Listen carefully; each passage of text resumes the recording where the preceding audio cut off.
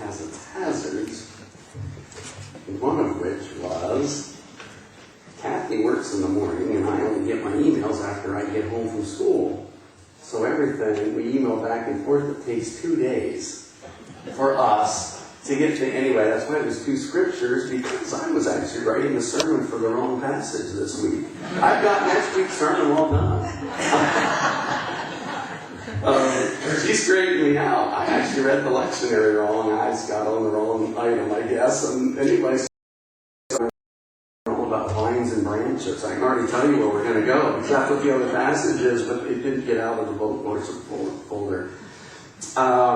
One of my favorite movies, I have a list of favorite films, but one of them, well, see if you can guess the film.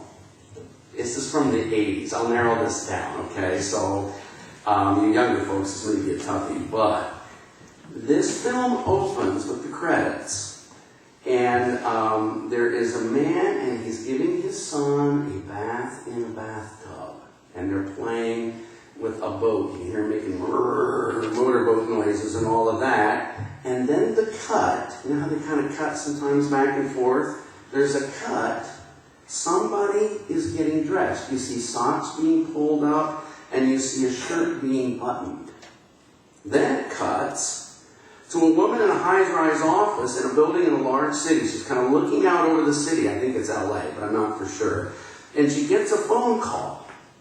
And you see her, she has kind of a, oh no, expression on her face. And then it cuts back to the person getting dressed. You see a belt being buckled and shoes being laced up and tied. And then, a cut again. People are traveling by plane and car, arriving at a country church in the Deep South. They are attending a funeral. Anybody know what the movie is? You know? It is The Big Chill. I'm impressed, you know. Do you know who the guy is who's the funeral's for? You remember? Anybody remember? The Big Chill. It's from what, 85, 86, I would guess. I don't know. Mid-80s. I remember the song. The song, what was the song? Well, that's where we're going to go. Actually, it starts with Creedence Clearwater Revival.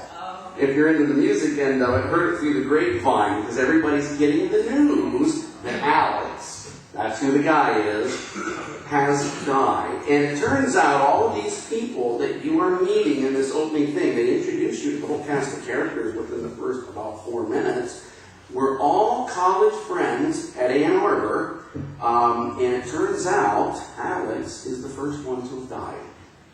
He committed suicide. My favorite scene, which we are talking about, is the funeral, because it's a traditional small country frame church, and with the old the warbly organ, you know, with the Leslie speaker, like you still hear at the ballpark, and you're there with the mourners, and the preacher, you know, does the sermon and announces that one of Alex's favorite songs will be played by one of the friends.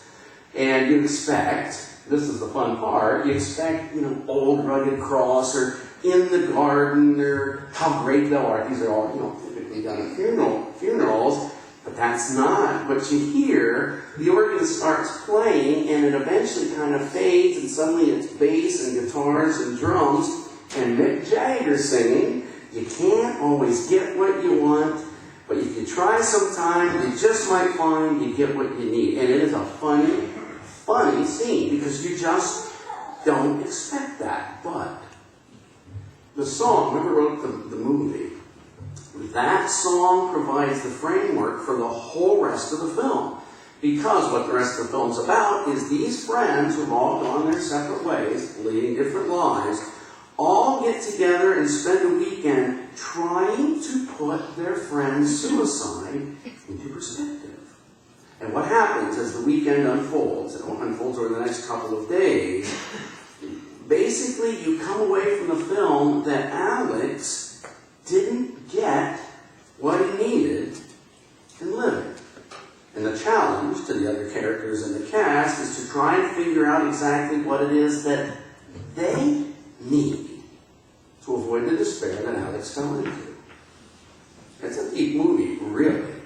It's It's got its light moments and funny moments, but the subject matter is very, very serious. It's a challenging movie. I think that's why I like it. My wife never likes the movies I like, because I like the ones that have multiple meanings and layers, and I can use in sermons. It's really hard to use, like, Finding Nemo in a sermon.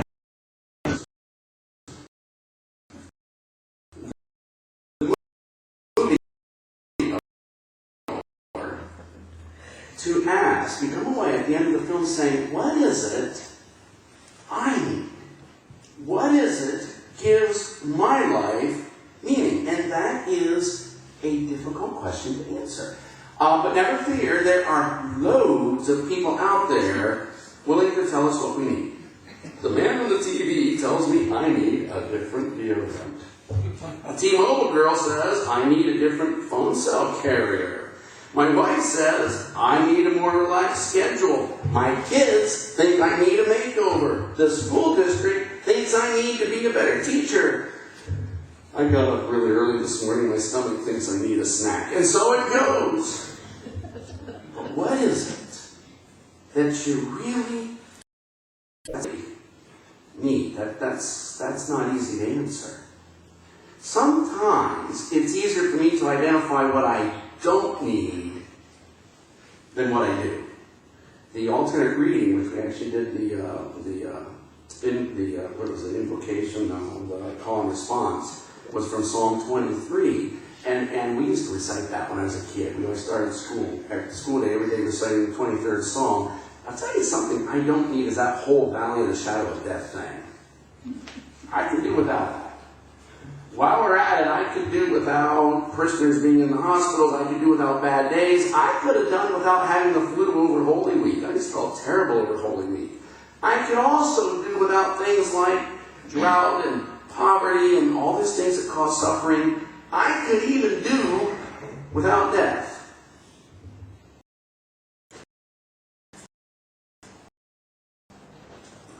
You see, in life, and we know this, it's a cognitive thing, but emotively, I don't know that we always connect with it. We just never know what's going to happen next. When we lived in Iowa, I was the president of the ministerium for several years. I was a young guy and had some energy, and nobody else wanted to do it. That's why I did it. But anyway, one of the pastors was the Missouri Synod Lutheran pastor. Occasionally came to our meetings, and he did a funeral service. One of the things, every trade has its tricks. And in ministry, there are things you learn. For instance, after a hard rain, did you guys get much rain yesterday? We got rain and hail. I had hail 3 different times in the fountain yesterday. If I were doing a graveside today, I would not stand very close to the hole. We learn not to do this.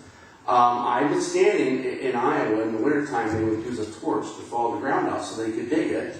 And a lot of times that's very unstable around the edges. And I have stood at the head of a casket and felt the ground give away and have to step back before, well, this Lutheran pastor was kind of a new pastor and he was standing too close. You learn. And it was one of those days in the spring and the darn hole collapsed.